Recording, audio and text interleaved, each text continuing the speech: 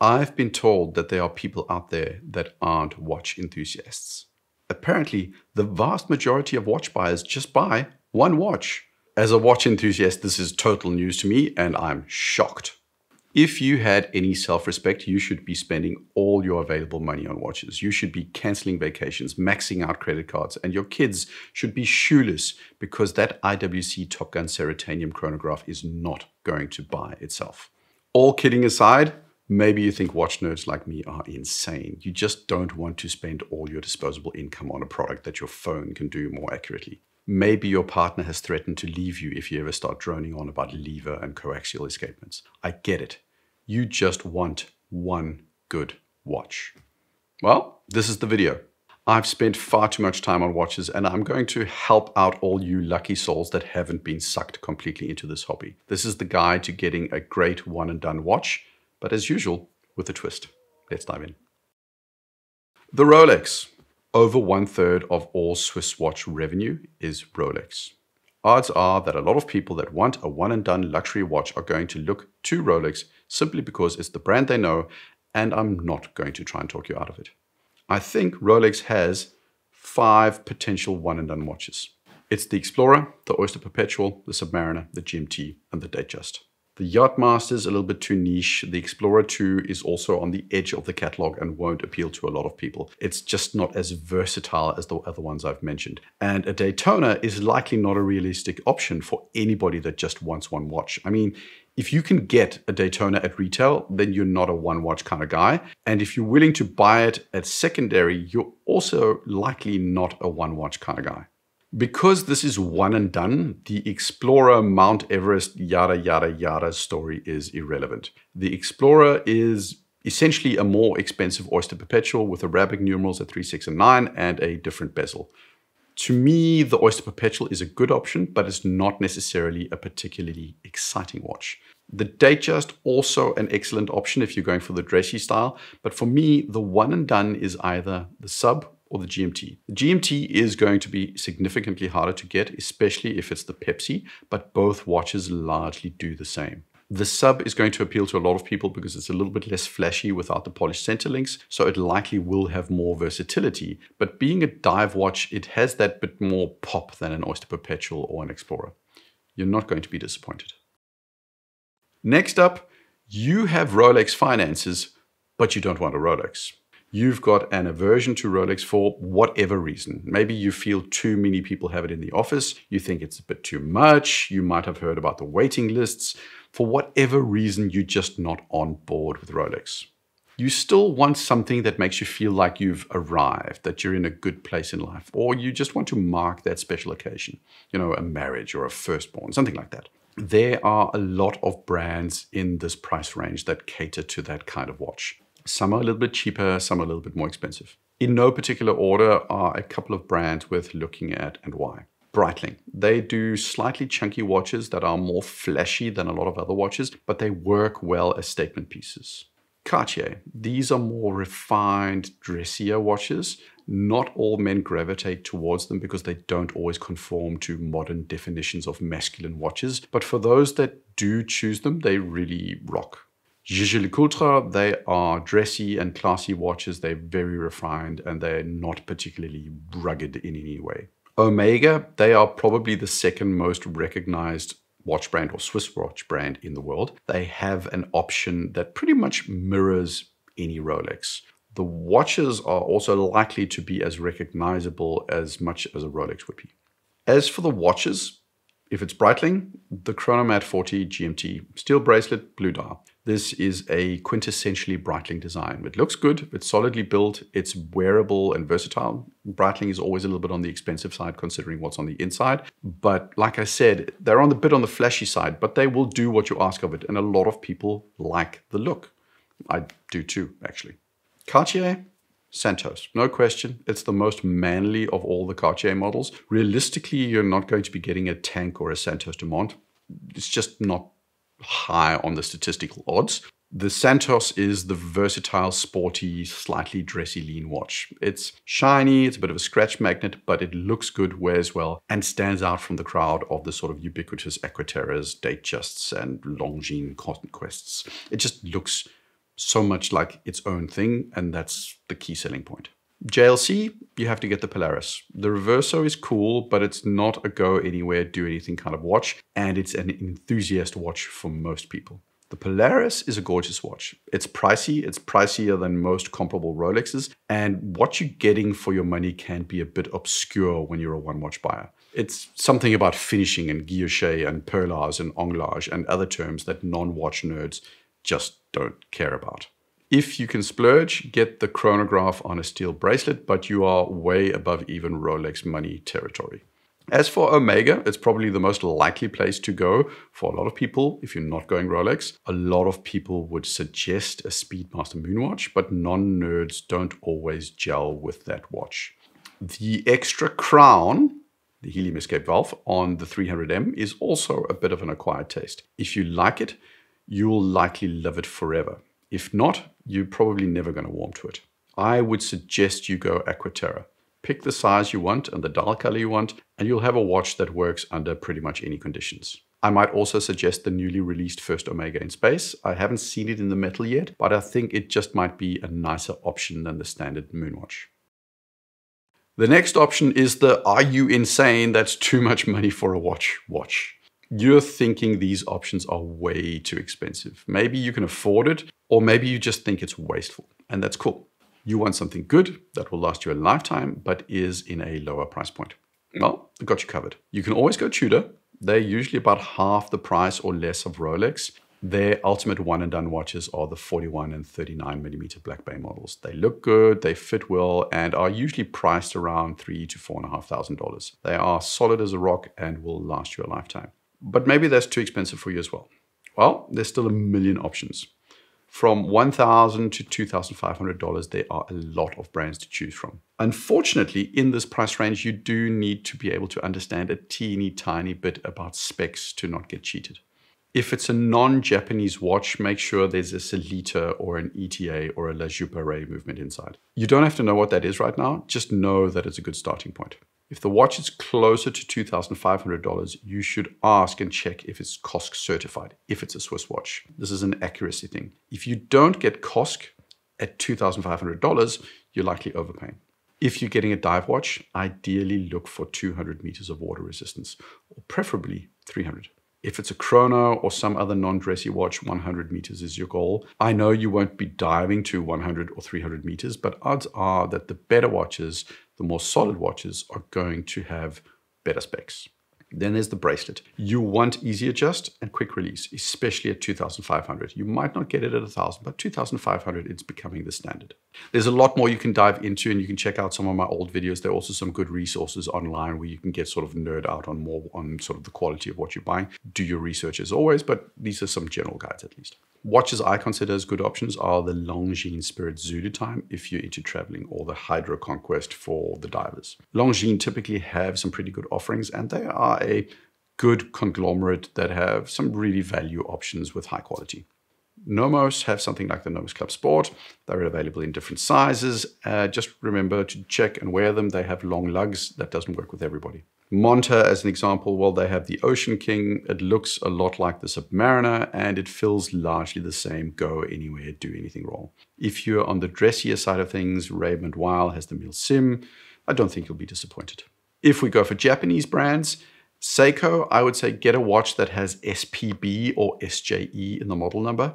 SJE tends to be a bit more solid and higher spec. Seiko sell watches in a lot of price ranges and qualities, so it can be a bit of a jungle. My favorite would be something like the SPB 453. You've probably noticed that I lean a lot towards divers, and that's because they're the most likely choice for a one and done kind of watch. Secondly, if it's not a diver, I lean into the sports watch category. It's also because for both divers and sports watches, steel bracelets usually work well in a lot of situations and make for straightforward, go anywhere, do anything kind of purchases. Then we've got the category of I'm not spending more than $1,000. That's cool. There are a lot of good options. Below $1,000, your watch might not be built with longevity in mind.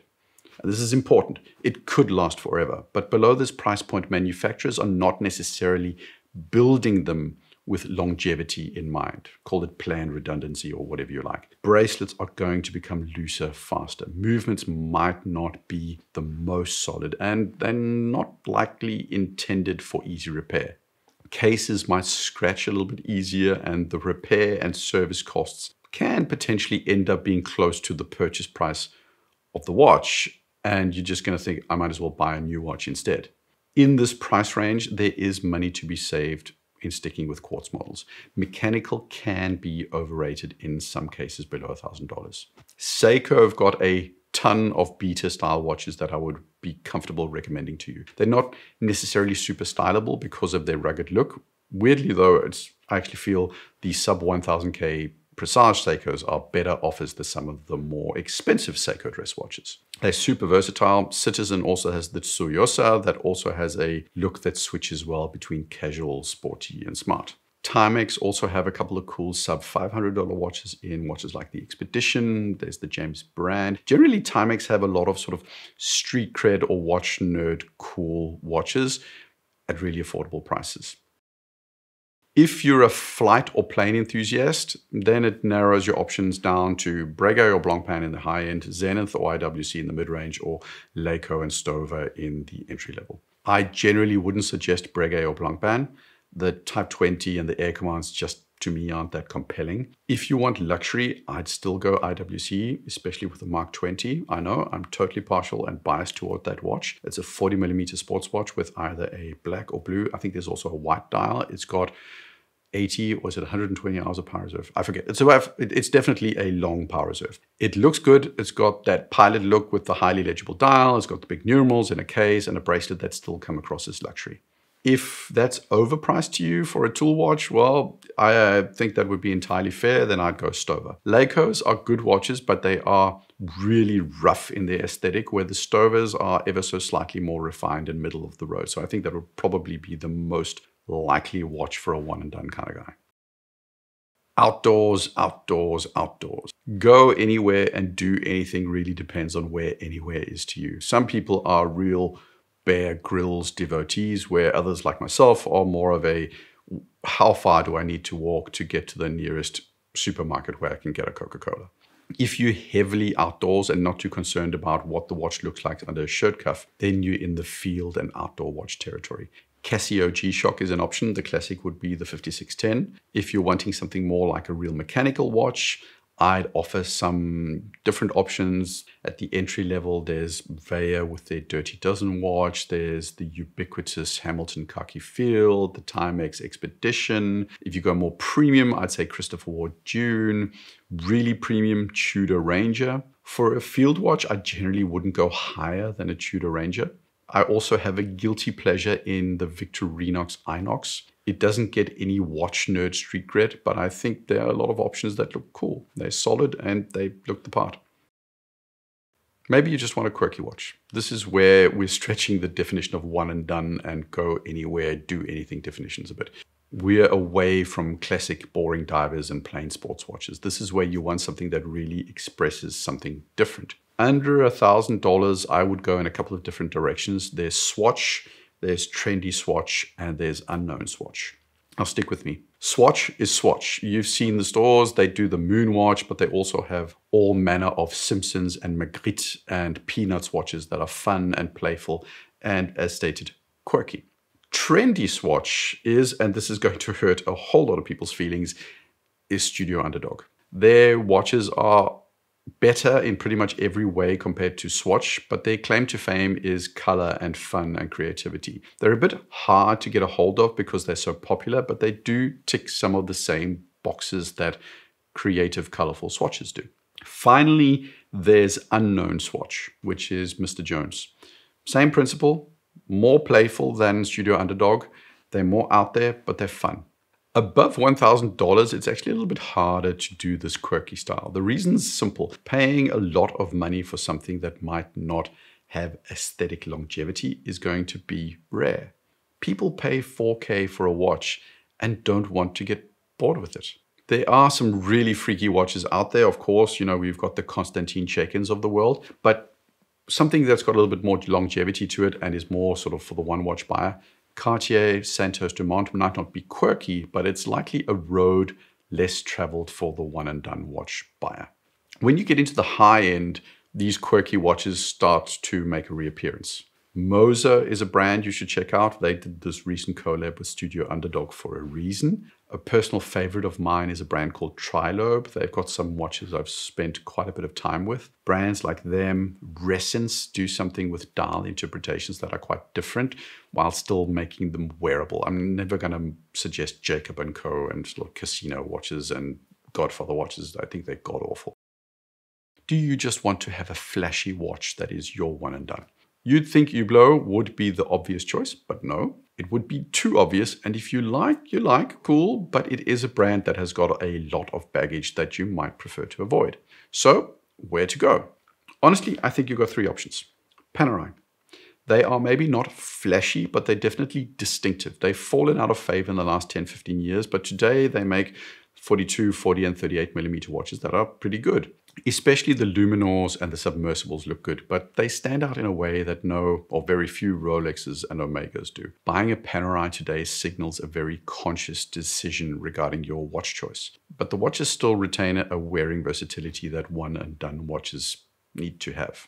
Instead of Hublot, I would get a Defy Extreme from Zenith. You get a better watch for your money and something that has the same level of eye-catching appeal. Go for the extremes if you have large wrists and the regular Defies if you have more regular sized wrists. If you want the ultimate flash, AP is still the way to go. I'm assuming you have the money, so go secondary and get yourself a Royal Oak. Preferably a chrono, or if you're all in, get a perpetual calendar model. The final category is the watch that you want as a one and done, but for some odd reason you want watch nerds to think you know something about watches. Below $1,000, Studio Underdog is a good choice at the moment because it's a niche product but hugely popular in the community. Alternatively, Casio F91 because it sends a bit of a signal that says, I am a watch nerd. Going from $1,000 to $3,000, $4,000, a watch from the German brand Sinn is likely going to send that signal. They're a relatively small manufacturer and they have a loyal community. The true nerd options are either the 903 STBE, which is their pilot's Navi timer, or it could be something like the U50 Hydro. If it's the 903, you need to be able to tell the story how Sinn legally bought the rights to the design from Breitling back in the 80s because Breitling had financial troubles. It's not a homage, it's their design, they own the rights to it. If you're more of a dive watch kind of guy, the U50 Hydro is also very much an enthusiast's watch. It's filled with oil, which in itself is just a cool story. Regular non-watch nerds are not likely to own that specific watch.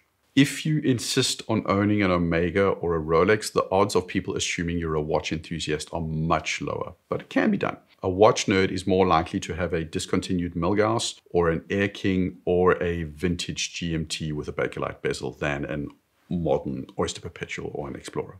For Omega, the real watch nerd gets the first Omega in space, not the Moonwatch.